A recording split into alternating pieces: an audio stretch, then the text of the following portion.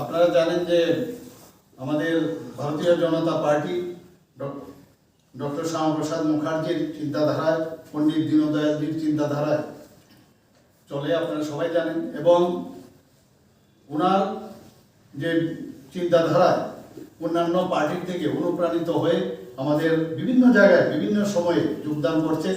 তো আজকে এখানে অনেকে কংগ্রেস থেকে অনেকে এখানে আজকে এখানে জয়েন করবেন, যোগদান করবেন এবং ভারতীয় জনতা পার্টির পতাকা তলে ওরা সামিল হবেন। তো কংগ্রেস থেকেও আছে এবং সিপিএম থেকেও এখানে আসে। তো আমি ওদেরকে স্বাগত জানাবো এবং আমি নামগুলো বলছি, পরে এখানে এই যোগদান সভাটা এখানে সমাপ্ত করব। একজন সর্বপ্রথম হচ্ছে রাহুল সাহা, যিনি ex youth Congress general secretary এবং chairman social media committee of Tripura Pradesh Congress. তাছাড়া উনি স্পোক্স পার্সন এবং সেক্রেটারি ছিলেন Tripura Pradesh Congress.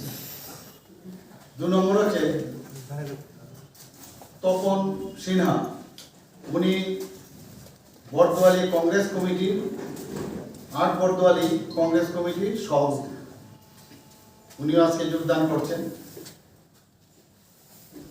Humayun Kabir, Mohammad Humayun Kabir, secretary minority department of Tripura Pradesh কংগ্রেসের এবং স্টেট কমিটির মেম্বার মাইনরিটি ডিপার্টমেন্টের, উনিও আজকে যোগদান করছেন। হরে কৃষ্ণ দাস, উনি জেনারেল সেক্রেটারি ছিলেন টাউন বর্দোয়ালি ব্লক কংগ্রেসে। বিনা কর্মকার, উনি ব্রাঞ্চ প্রেসিডেন্ট নারী সমিতি, উনি আজকে জয়েন করছেন 53 নম্বর বুথে।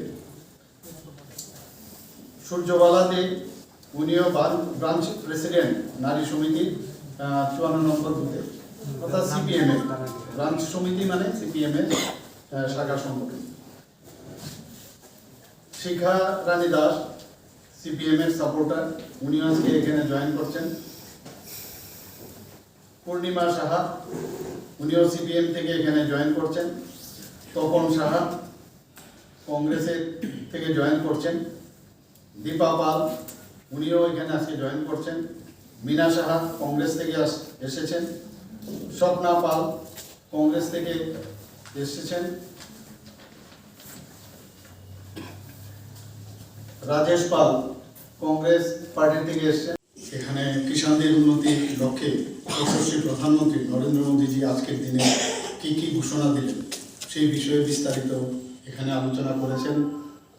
এবং আমি ত্রিপুরা প্রদেশ বিজেপির পক্ষ থেকে এই কারণে যশস্বী প্রধানমন্ত্রী নরেন্দ্র মোদীজিকে অবশ্যই ধন্যবাদ জ্ঞাপন করব এবং ত্রিপুরাবাসীর পক্ষ থেকে ওনাকে অভিনন্দন এবং ধন্যবাদ জ্ঞাপন করব।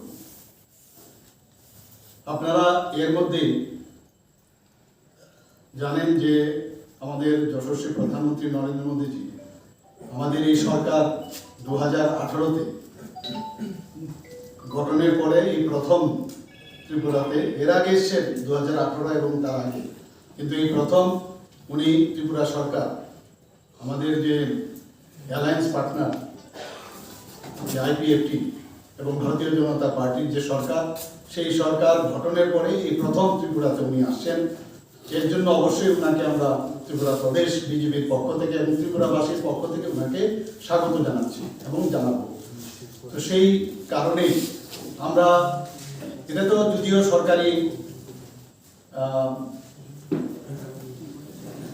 ব্যবস্থাপনা, তা সত্ত্বেও আমরা ভারতীয় জনতা পার্টির পক্ষ থেকে সমস্ত কার্যকর্তাদেরকে আমরা বিভিন্ন জায়গায় আমাদের প্রভারী, আমাদের ইনচার্জ আমরা বানিয়েছি। সমস্ত ডিস্ট্রিক্টে ওনারা অলরেডি গেছেন, সমস্ত মণ্ডলেও গেছেন, বুথ লেভেল পর্যন্ত সবাইকে নিমন্ত্রণ দেওয়া হয়েছে, যাতে ওই দিন যে ইন্টারন্যাশনাল এয়ারপোর্ট, এমবিবি ইন্টারন্যাশনাল এয়ারপোর্ট ইনঅগুরেশনের পরে, আপনারা সবাই জানেন 1টা থেকে 1:15-তে উনি আগরতলায় মণিপুর থেকে এখানে ল্যান্ড করবেন। পুরোনো যে এয়ারপোর্ট, সেখান থেকে উনি সরাসরি যাবেন নতুন এয়ারপোর্টে এবং সেটা ইনঅগুরেশনের পরে উনি সোজাসুজি চলে আসবেন বিবেকানন্দ ময়দানে, যা পুরনো নামাঙ্কন ছিল আস্তাবল ময়দান। তো সেখানে আমাদের টার্গেট আছে 50 লক্ষ, কিন্তু যেভাবে চারিদিক থেকে আমাদের কাছে খবর আসছে আমার মনে হয় সেই মাত্রাটা অনেক 50,000 আমাদের টার্গেট ছিল। তো মনে হচ্ছে যে আরো বেশি পরিমাণের লোক ত্রিপুরার বিভিন্ন প্রান্তের থেকে আসবে এবং সেইভাবে আমাদের চেষ্টা, এবং ত্রিপুরা প্রদেশ বিজেপির পক্ষ থেকে আমি সবার কাছে, ত্রিপুরাবাসীর কাছে আবেদন রাখবো যেন সবাই উনি যে সরকারি প্রোগ্রাম থাকলেও যেন ওই যে জনসভা সেখানে সমস্ত জনসাধারণের জন্য সেটা উন্মুক্ত, সবাই যেন এই যে জনসভা সেখানে যোগদান করে। তো সেই উপলক্ষে 3টা থেকে 4টা একযোগে আমরা সারা ত্রিপুরাতে আমাদের যে ওয়ার্ড ভিত্তিক সমস্ত আমাদের মাননীয় মুখ্যমন্ত্রী থেকে শুরু করে মাননীয় অন্যান্য মন্ত্রী এবং আমি নিজেও বিভিন্ন যেসব ওয়ার্ড আছে সেই ওয়ার্ডে আমরা যাব।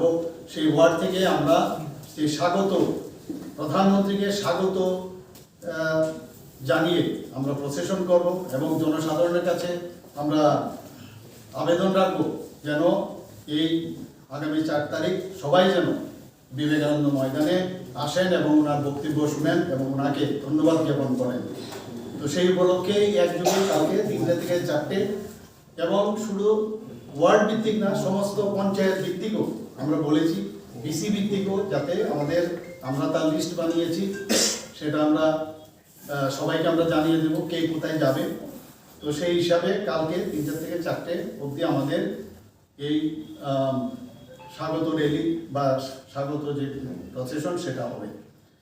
সেটা আমরা এতে রাজ্যের কৃষকদের যথেষ্টভাবে সহযোগিতা করছে এবং নতুনভাবে আপনারা সকলে জানেন ইনফ্রাস্ট্রাকচারের জন্য উনি 1 লক্ষ কোটি টাকা ধার্য করেছেন ভারতবর্ষের সমস্ত কৃষকদের কাছে এই ইনফ্রাস্ট্রাকচার তৈরি করে দেওয়ার জন্য ফার্মার্স অর্গানাইজেশনের মাধ্যমে, এবং এটাও অলরেডি শুরু হয়েছে।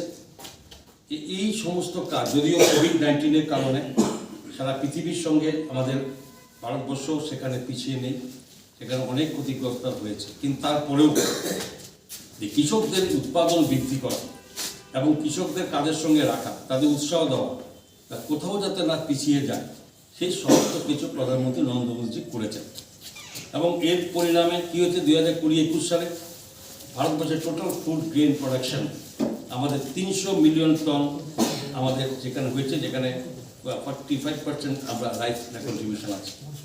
তো এত সমস্ত আমরা বেড়েছে এবং আমাদের জিডিপি 8% আমরা গ্রোথ করেছে ভারতবর্ষ অর্থনীতি। কারণ আপনারা সকলে জানেন কৃষকদের একটা বিশাল সংখ্যা, এই সংখ্যা যদি অর্থনীতি উন্নত না করা যায় ভারতবর্ষ অর্থনীতি কখনো চাঙ্গা হতে পারে না। এই ধ্রুব সত্যটুকু এবং এই বাস্তবতা রূপ দেওয়ার জন্য প্রধানমন্ত্রীজি এখানে কৃষকদেরকে নিয়ে তাদের উৎপাদন বৃদ্ধি করা, তাদের সমস্তভাবে সহযোগিতা করার কাজে উনি নিয়েছেন। আমি এর জন্য শুধু এই জায়গায় নয়, এখানে তাদের ফসল আপনারা জানেন যে এখানে অতিবৃষ্টিতে এ রাজ্যের ফসল কৃষকদের যথেষ্ট ভালো হয়েছিল, যথেষ্টভাবে ক্ষতিগ্রস্ত হয়েছে। তো এই ক্ষতিগ্রস্ত কৃষকদের বিশেষ করে তাদের যাতে ক্ষতিগ্রস্ত থেকে উঠে আসতে পারে তার জন্য ফসল বীমা যোজনা, প্রধানমন্ত্রীর দেওয়া সেই ফসল বীমা যোজনা সারা ভারতবর্ষে, যেখানে ফসল বীমা যোজনার মধ্যে 21,000 কোটি টাকা ক্লেম এসছে সারা ভারতবর্ষের ফার্মারদের থেকে। আমাদের রাজ্য আমরা সেখানে পিছিয়ে নেই। আমাদের রাজ্য আমরা যখন সরকারে বসি তখন 2017-এ দেখেছি মাত্র 11,000 কৃষক ফসল বীমা যোজনার আওতায় এসেছিল। সেই ফসল বীমা যোজনার আওতাকে যখন প্রধানমন্ত্রী দিচ্ছেন সমস্ত কৃষকদের বিভিন্ন সুযোগ, তখন আমাদের রাজ্যে মাননীয় মুখ্যমন্ত্রী বিপ্লব কুমার দেবজি যেখানে উনি দেখেছেন আর কি দেওয়া যায় আমাদের তরফ থেকে, সেই ব্যবস্থা আমরা করার ক্ষেত্রে এগিয়েছি।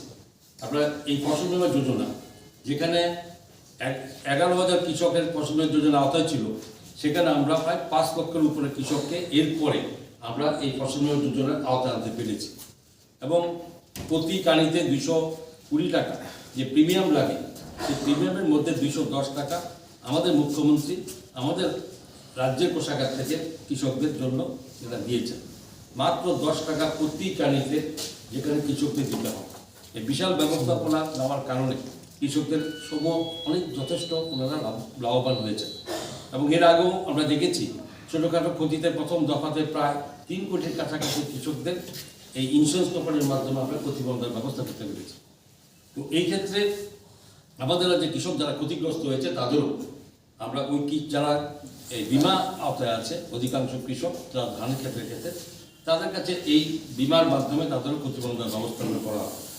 বলে দিচ্ছি, আমরা সেখানে আরও যারা ফসল করে, যারা হর্টিকালচার ডিপার্টমেন্টের সবজি করে, ফল করে বা বিভিন্ন রকম, তাদের ক্ষেত্রে হয়তো সব ক্ষেত্রে সেখানে বিমা হয় না। রাজ্য সরকারের থেকে সেখানেও তাদেরকে আমরা ক্ষতিপূরণের ব্যবস্থা করব। এই মুহূর্ত পর্যন্ত দশম কিস্তি টাকা পর্যন্ত 1,80,00,000 টাকা সারা ভারতবর্ষে এই কোটি কোটি কৃষকের অ্যাকাউন্টে উনি দিয়েছেন।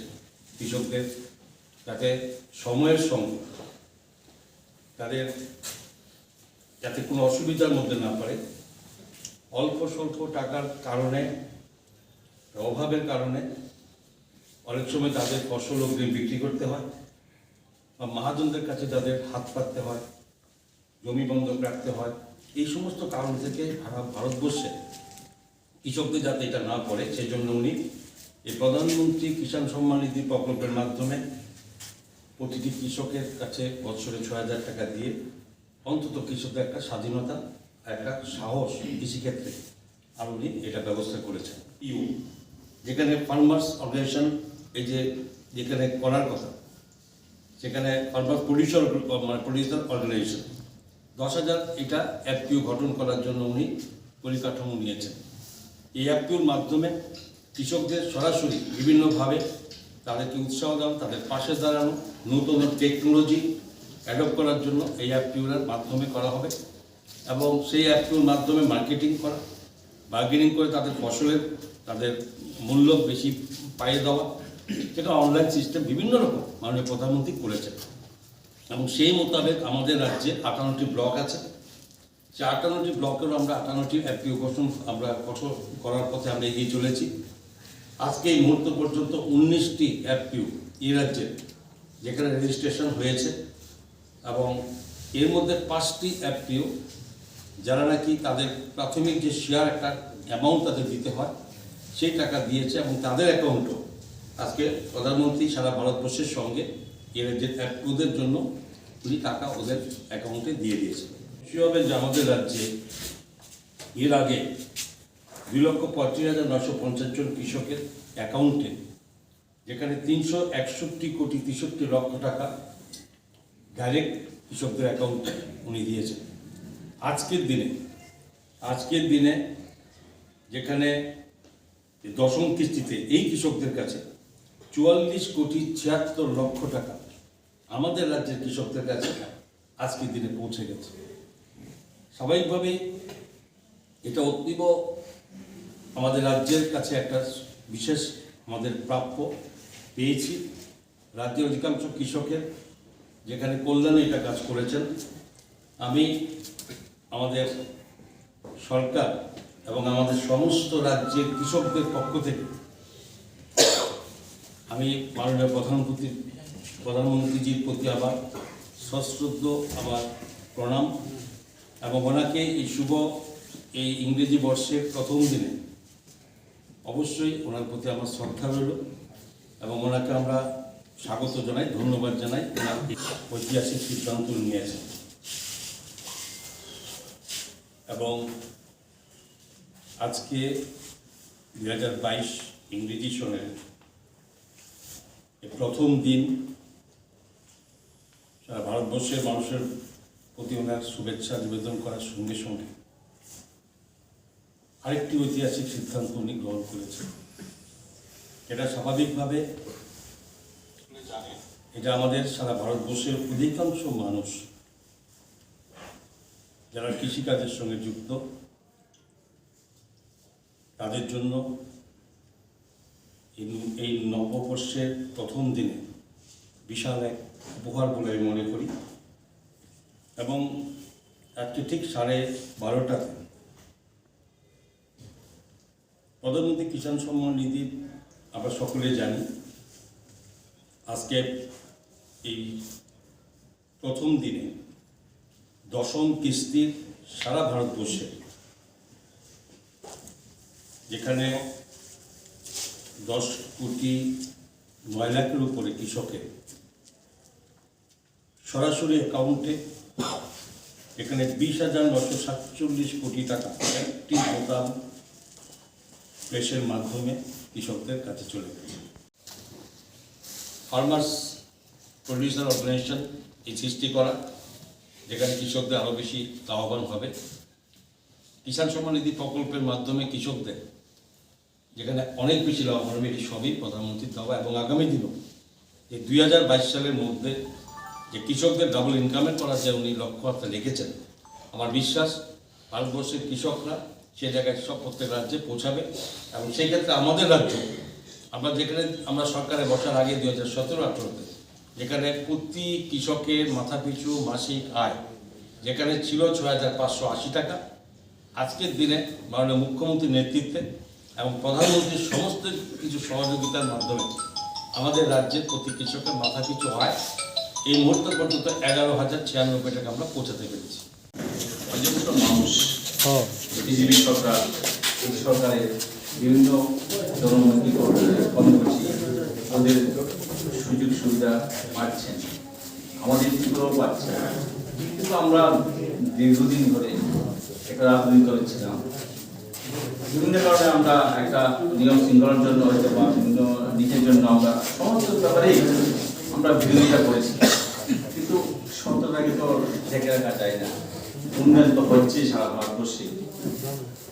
2019-এ এর প্রমাণ, 2009 থেকেও বিজেপির সাংসদ অনেক বেড়েছে, 300 কোটি পের হয়েছে। সুতরাং উন্নয়ন হচ্ছে।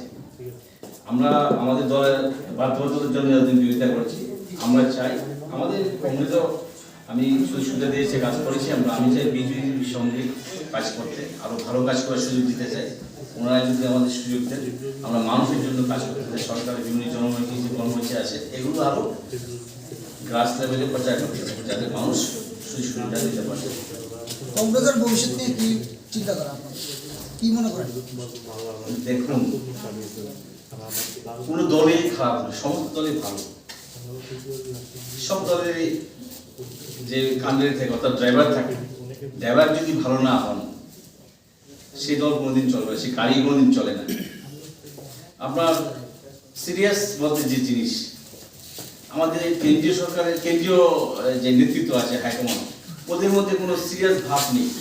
ওরা শুরু করেন একদম 80 স্পিডে, দ্রুতগতিতে তারা -5-এ চলে যান। সব কিছু টুইট, প্রেস মিট এগুলোর মাধ্যমে শেষ করে কোনো কর্মসূচি নেই, শুধু খালি বিরোধিতা করা, বিরোধিতার জন্য বিরোধিতা করা। তো আমি মনে করছি যে কংগ্রেস শুধু বিরোধিতা করা লাভ নেই, সবাইকেই একদিন বিজেপির ইয়েতে আসতে হবে, বিজেপির জনকল্যাণমুখী কাজের সহযোগিতায় করতে হবে কংগ্রেসকেও। সুতরাং কংগ্রেসের কি হবে আমি বলতে পারছি না ভবিষ্যতে, কিন্তু এটা সত্য, ত্রিপুরায় 23-এ বিপুল সংখ্যক আসন নিয়ে বিজেপি আবার ক্ষমতা আসছে, এটা একদম চিরন্তন সত্য। এবং 24-এও দেখবেন আরো বেশি 350টা সিটে বিজেপি ক্ষমতা আসবে, ভারতবর্ষের মানুষের সুযোগ সুবিধা দেবে, এই আমি বিশ্বাস রাখি।